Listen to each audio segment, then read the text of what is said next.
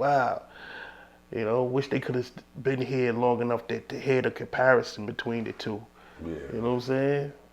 Yeah, Biz was definitely, Biz had a lot to do with hip hop, you know what I'm saying? The Biz Markie, you know, much shout outs to him, rest in peace to the Biz, you know. Now, I know we got to talk about this. We just watched this whole entire Puff Daddy thing. I got to get your take on it because that's our era. We grew up kind of under Puff, so we notice, we go all the way back to City College when, you know what I'm saying, I was a kid, so I know you was a kid when that happened. So we know the whole thing. And me personally, I grew up with him inside the house, so I personally know him a little bit. So what do you think, and what's your feelings on what just took place? Because there's so many mixed feelings out there. First, let me shout out Mount Vernon High School. My cousin Black, Budokan, Albie Shaw, Talent, and Puff Daddy, amongst some of the people in the same yearbook, same graduating class, Mount Vernon High School. Mm-hmm. My cousin showed me that yearbook. My cousin Black showed me that yearbook with all of them in there. I'm like, wow, this is crazy. So, I never met Puff, but I don't know. I don't have no thoughts on that, man. I mean, really, first of all, what he got sentenced for? 4 years? 15 months, 4 years. Gonna get the time served. Right now, they talking about putting him in some drug program. So if he go on a drug program, he's gonna get time shaved off that. Not for a sex offender. What? To go into the program? No time shaved off for a sex offender. Yeah, but then that's why he's trying to get in the program. No, the program ain't gonna be 4 years. Sex offender can't benefit when it's a sex offense. Oh, you mean they can't benefit in the program? They can go to the time. program. Yeah, it won't be no. He could go, but it ain't gonna be no time reduced from the sentence. My thing is, regardless what happens, depending on how fast he gets released, or when he gets released, what is he gonna do? I mean, they said that he already had. They thought he was gonna come home Friday. They said he had speaking engagements already lined up in Georgia. Quite arrogant. Yeah, so I mean, that's a money bag right there. So I don't know if he's gonna get out, write a tell-all book, do some tours with the book tour. I don't know. I don't know if he's gonna be able to get those deals, sit in the rooms with the. I have no clue, man. But whatever. Did you follow the case? Nah, I didn't follow the case. I only followed up whatever was being talked about. That's how I knew about it. So basically, it wasn't no case to me because I'm not really concerned about what he does in the bedroom. That doesn't concern me at all. But I'm glad he beat that RICO and all those other charges. But I don't see how a man's sexual behavior can get him to 4 years in prison. I don't understand that. I don't think it was that. Yeah, but the Cassie thing was settled already. Mm-hmm. That was over and done with. Mm-hmm. That's not what he got charged for. Mm-hmm. So he got charged with these allegations, and that's what he's doing the time for. That don't hold no weight. So I think that this is a very interesting topic.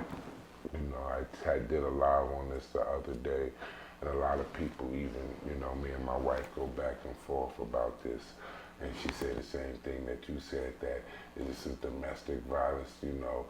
No matter what, all this other stuff that, you can't put it in is what he, it was just that they had a case of domestic violence and he's doing this time for the domestic violence. So, this is the thing about that. But he's not doing time for domestic violence. No. Yeah, there are people saying that it's really doing time for domestic violence, and they masqueraded it as whatever sex trafficking or whatever to get that, you know, to get him in jail. But a DV don't even get you 4 years. No, but it's it doesn't. Yeah. So it's beyond that. DV is what, a misdemeanor? What you gonna do for that? A year the most? You know, correct me if I'm wrong, but I think a DV is a misdemeanor. Absolutely. So what it is that for me, it's you have to understand that it's the people that you see before you in the courtroom, the judge, the prosecutor, the lawyer, the defense. That's not what is actually taking place. What is taking place is actually a spiritual warfare that's going on and a judgment that is going on between you and your creator. And you wouldn't be in those circumstances if that wasn't actually the case. The judge, the prosecutor, and even the defense, all of these people are being controlled by the creator. Now, they say that God is a merciful God. So, being merciful, we just spoke about this man getting away with things ever since me and you were children. You know, a merciful God, how long do this mercy continue to last?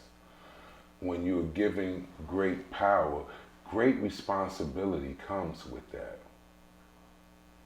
Are we supposed to take the power that's given with us in his position and be whoremongers and to live, you know, lives outside of the Lord?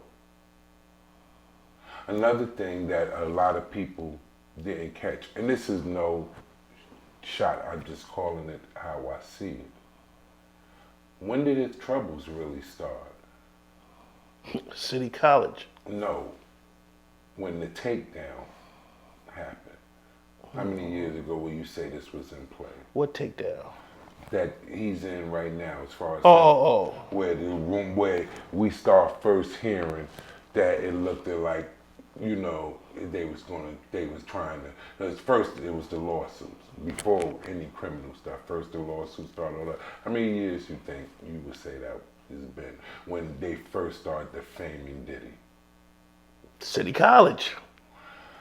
Yeah, but all right. So he had bad boy. People died in here. Yeah, no, we know that. A lot of people don't know the City College thing. A lot of people didn't even realize that connection till later. When I'm saying when they tried to start destroying the mogul that we know of, that probably, I would say, probably started happening around 2020. I would say